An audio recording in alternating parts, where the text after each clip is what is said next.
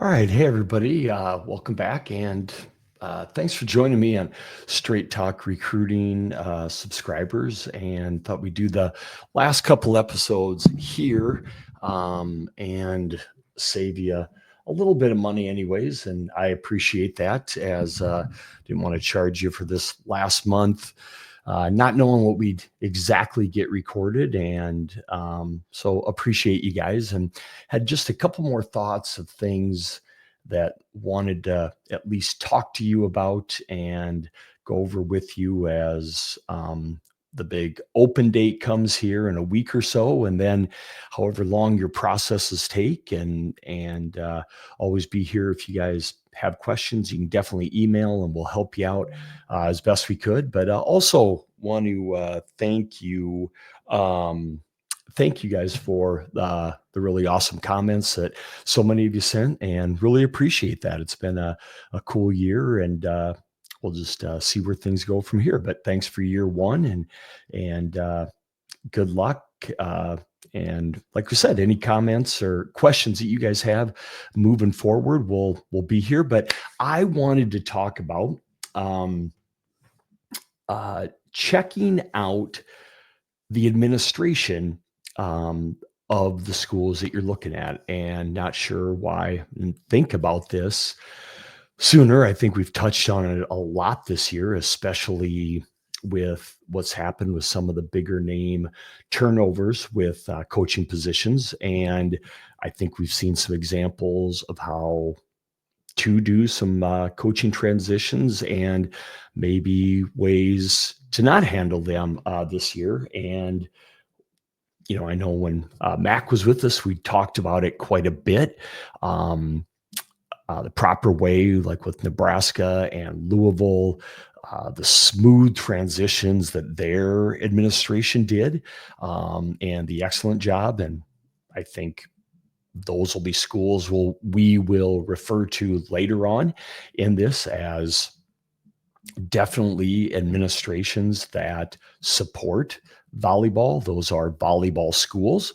And then we'll talk about maybe the Kansas Oregon situation again, and Coach Ulmer and his staff leaving for Kansas over Oregon, and a situation there of Kansas being a school that maybe decided to put a lot more support towards volleyball, and also like Michigan State and, Kristen Kelsey going there. And I'm sure one of the big demands of her was like, hey, this is what, I really need to be more successful. And that support maybe not being shown in the past to help them hopefully get over more of the hump in the Big Ten, because there is that divide between the top and the bottom, and you definitely see it. And it's not always genius coaching that separates that line. It's support and facilities and resources between the haves and the have-nots. And so talking about that as something you guys should be looking at, on top of culture and coaches and fit and feel and rev share and all the million other things you need to talk about, as we really got down to it, I think, is it a volleyball school, and what's the administration like, might be number one, because it might lead the trickle down effect to everything else. So first slide, you need to research the administration and their support for the schools that you're interested in. And again, I don't think just going up to your head coach and saying, hey, does your AD support you, is probably going to get you the straight answer that you're looking for. So probably not the way to do it. You're probably going to have to do some homework. You're probably going to have to talk to fans. You're probably going to have to look things up on the internet. Again, you're going to have to talk to probably former players, alumni, do some research.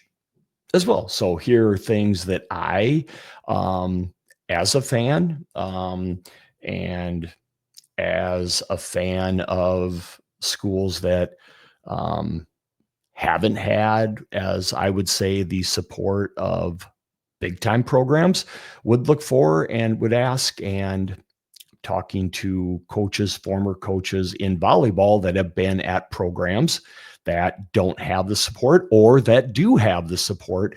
Here are things that I would look for and ask in that regard. So, an easy one is facilities. Now, you might not know until you've been to one of the program that has the facilities. And again, I'm going to point out a couple of the best. And yeah, I was able to finally get to the Devaney Center this spring. And excuse me, first of all, they take a lot of great pride in that place. But even in the spring, on the weekends, there are security around the facility. There isn't trash laying around. There are people at the doors. There are people there to welcome you. It it just has the feel of a welcoming, classy place, and they take a lot of pride in it. That shows.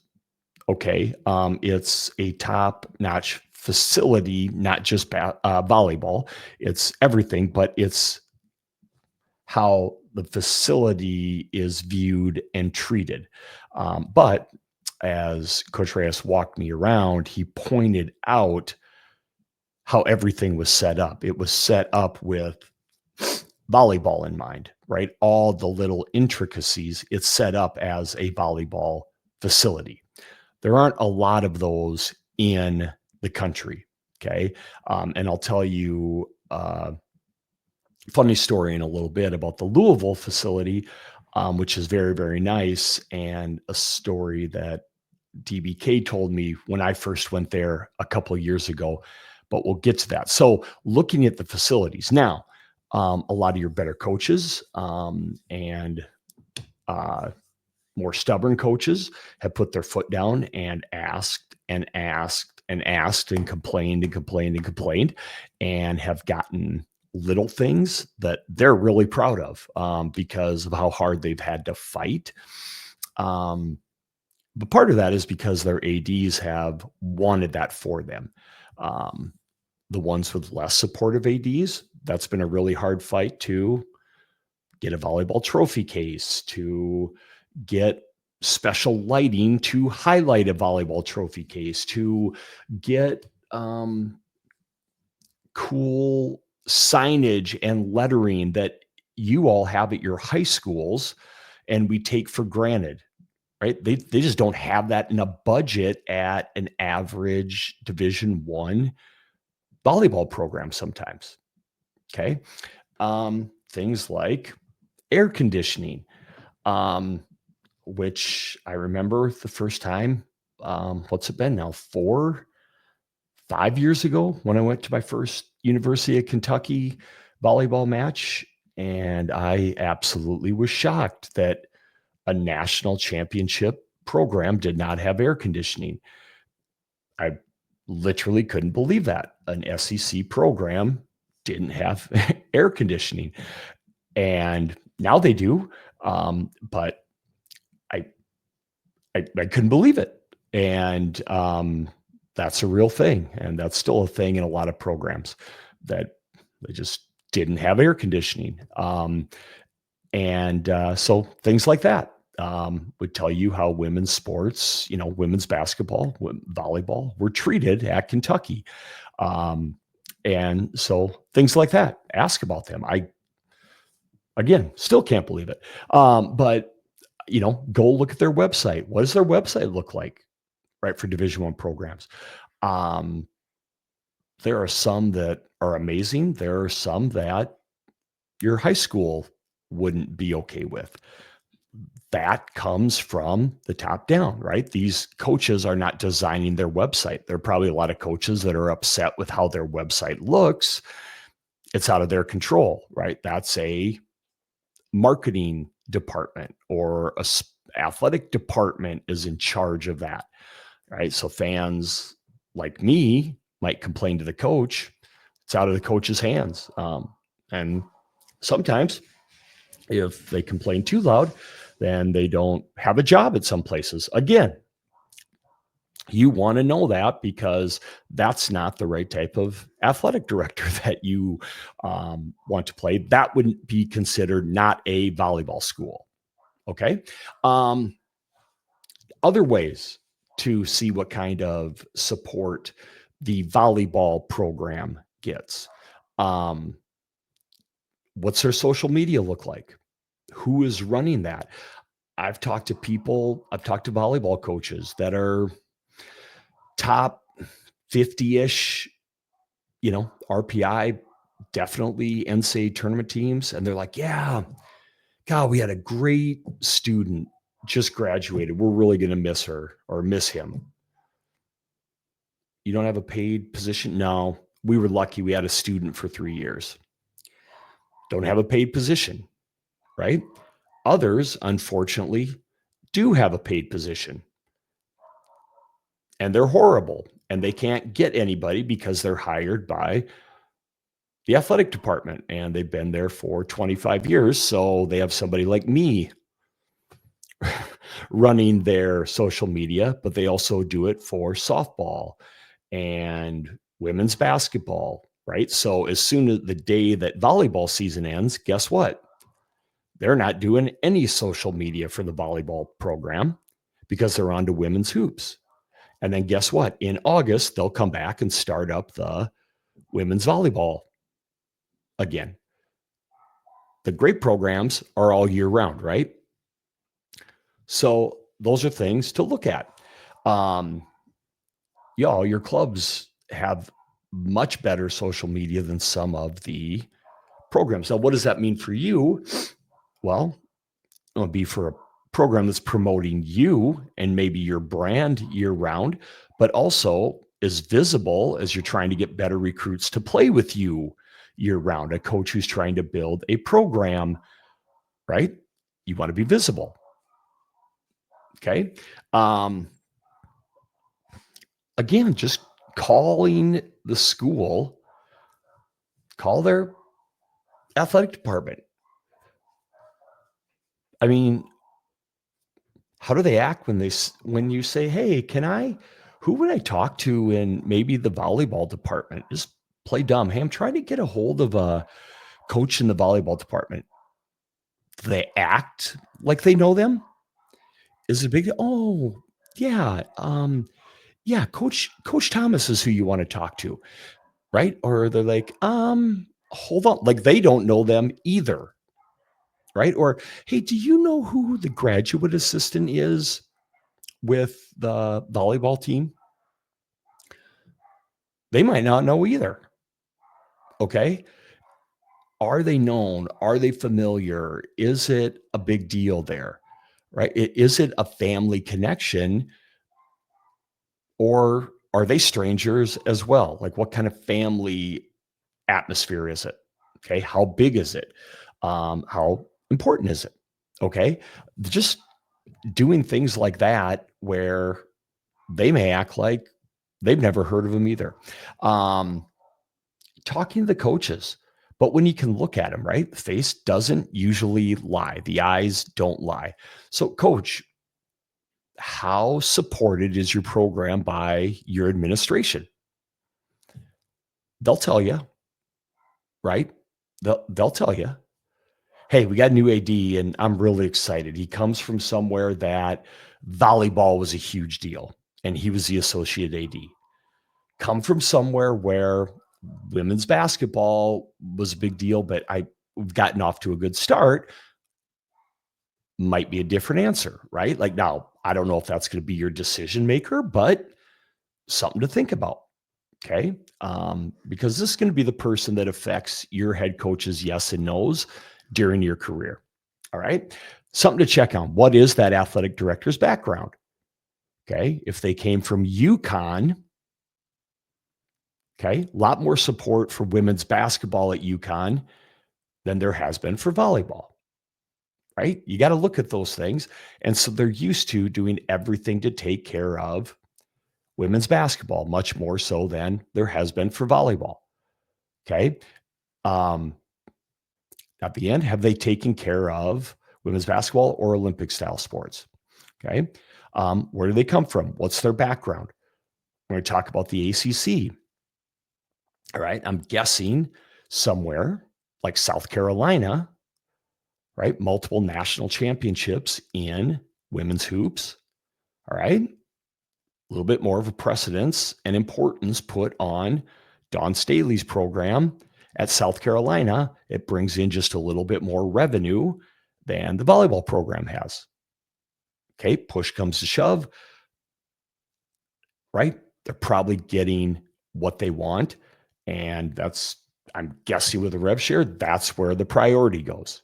Okay. Don't quote me on that, but that would be my hunch. How long has it been since updates have made? What do their facilities look like? Okay. Well, I talked about Kentucky.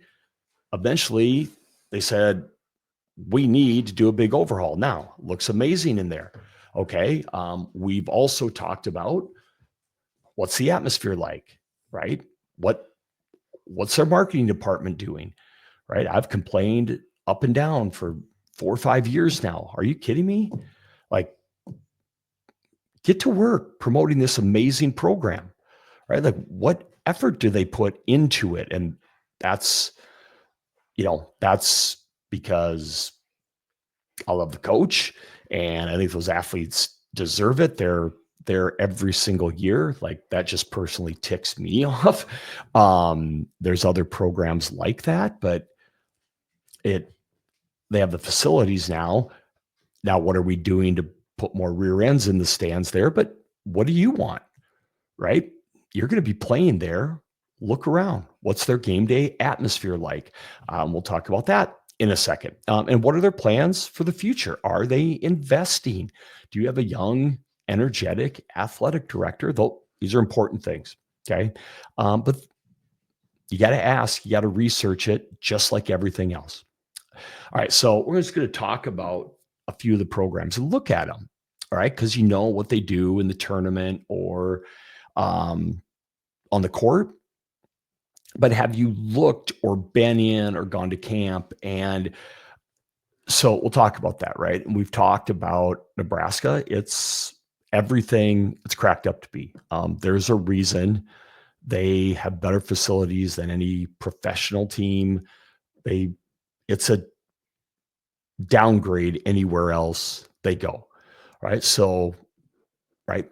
And even Texas fails there. That's why now Texas is building better, newer, more modern facilities to match them, right? That's what happens. I told the story of Louisville, and when I walked in there a couple years ago to interview Coach Danny, I was like, oh my goodness, you guys are set up. And she's like, yeah. I'm like, sorry. I'm like, don't,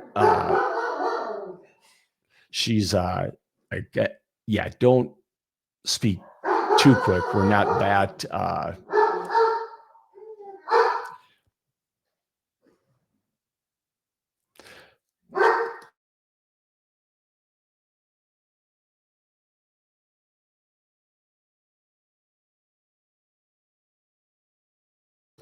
she's like, we're not that important. I apologize. She's like, that we're not that important. They redid the men's basketball offices.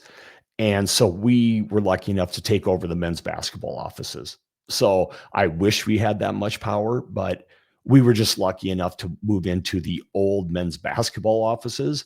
And they're really, really nice for volleyball, which they were amazing. But so she kind of laughed about that. They got the hand-me-downs, which for volleyball they looked brand new and they were amazing. So it kind of tells you the world we live in, that men's basketball hand-me-downs look like grade A, amazing volleyball offices. But they were amazing. So they're set up and then they're on campus. And then when they go to the Yum Center, it looks like top 5 facilities in the country.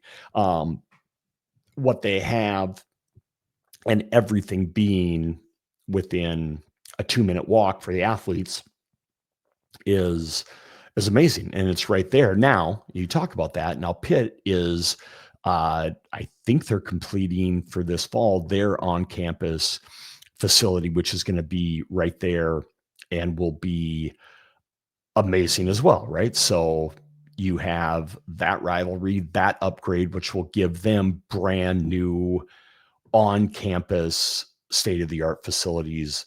So they're going to be right in line with where their program is, right in line with Nebraska, Texas. I just didn't find a logo for Wisconsin. And then Stanford on the West Coast, very nice as well. We talked about Kansas, right? We talked about the upgrade from Kansas and the support. Okay. I just saw some pictures of the facilities they were having camp in yesterday, and it was, I mean, it looked like something out of professional training camp. And that was talked about, them making 100% commitment to have a Final Four type program year in and year out, right? Making something that was similar to what they've done in hoops for a women's sport. We've talked about Kentucky. The other thing is I want to go and focus more on some of these schools. The ACC, right? The ACC has a lot of teams that just do not have very good facilities. And you look at them and you think they would, but they don't have amazing, game day arenas. They're either get to have what basketball had, which means a lot of times they're sharing at the end of the season as basketball starts up practice, which is a nightmare. They don't have volleyball only, or they're in an alternate gym, which is a headache. And so those are things, to really check out, where you would think Division One, you think like I did, and they had amazing facilities. They would really surprise you. So at camp, ask about those things. I know Tennessee wasn't able to get into their gym during their select camp, but they that would be a place where I'd look and say, I know when they took them around the weight room. The weight room looked amazing. But is it the volleyball weight room? Again, are you sharing with other sports? Do you have your own area? I know it's one thing Minnesota has, and though it's in the pavilion, which is older, but they have their own area where that's really important, to Coach Cook, as they are all together, right? And I know Nebraska has that. Louisville has that. I think Kentucky has that. But to Minnesota, right, they're all together. Their meeting rooms, their film rooms, their weight room facility is all together, and they're not interrupted. They're not sharing with anybody. It's a volleyball facility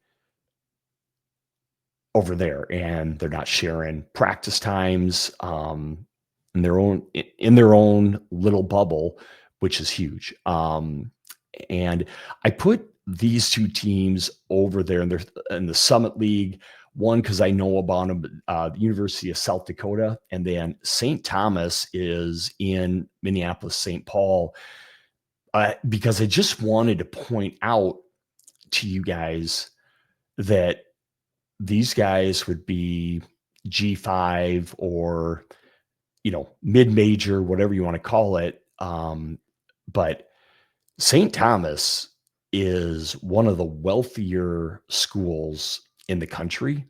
University of South Dakota has been to multiple tournaments.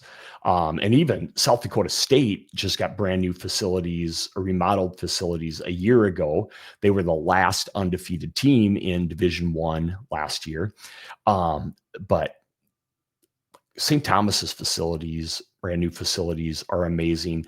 University of South Dakota's facilities are amazing that you get, you think, oh, mid-major. No, the experience, and I know for a fact at these two schools, your facilities are better, much better than a lot of what you get at Power Four schools, right? And the commitment at a lot of these schools, and I didn't find the logo of Creighton, but Creighton's Sokol Arena is amazing for a match, right? So I'm just pointing out that what you look at as far as commitment, and there's multiple schools I know like this. I've been in them, I've seen them, I know how excited their fan bases are. That your experience at schools like this will be better than at a lot of lower end Power Four schools. Um, as far as what you're getting, your locker room facilities, your practice facilities. So you need to look at those things, right? You will get a great experience and look at those things, not the classification. So actually walk in, um, you will be very surprised. I know USD's is probably top, well, 20 for sure in the country, and St. Thomas might be better than USD's. So, just to give you an example. So why does it matter? It matters because it might matter more than the coach that you go play for. Why? Because these are where the better coaches are going. They're going to play for more supportive athletic directors because they're going to fight to get them better facilities, quicker upgrades, the things that they need. These are probably the schools that are getting better revenue sharing, right? Because the better athletic directors are going there.